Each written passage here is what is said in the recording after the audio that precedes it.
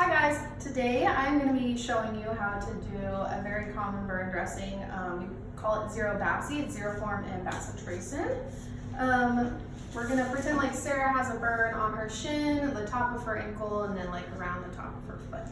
So first thing you're going to want to do is you're going to want to get diluted CHG, just like you're giving someone a bath, and some washcloths, and debride any of the dead skin, whatever the patient can tolerate, and make sure the wound is just really clean. Once the wound is clean, you're going to want to have your sterile field all set up.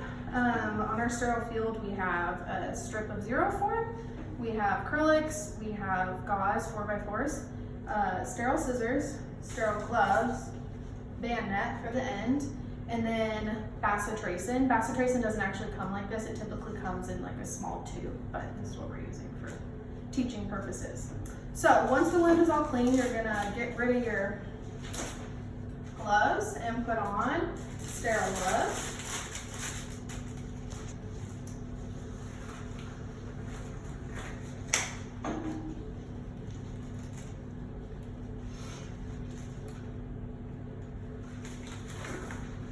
And once you have your sterile gloves on, we're going to take our Bacitracin out of this little tub right here and smear it on the Xeroform.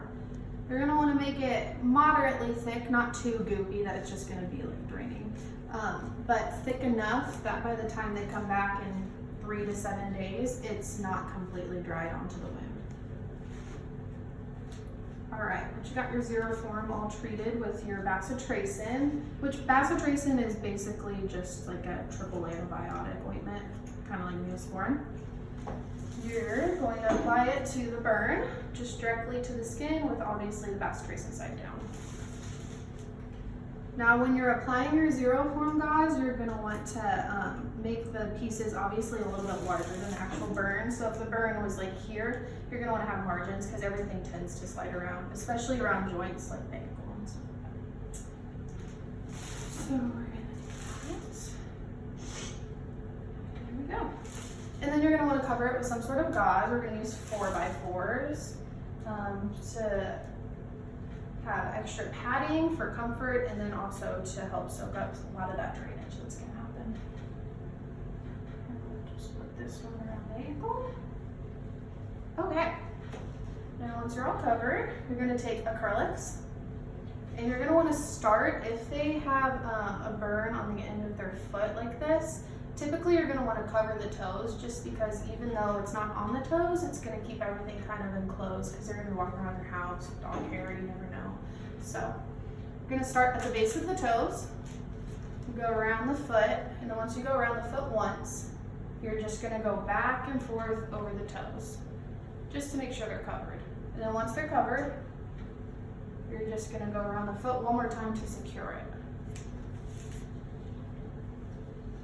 Just like that. Now once you go around the foot, thank you, go around the ankle and up the leg.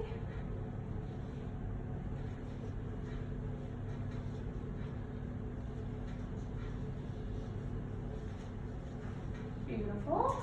Then we're going to take our bandette. This is a size 6, I believe, but it doesn't really matter as long as it's not too tight. You can use whatever size is available.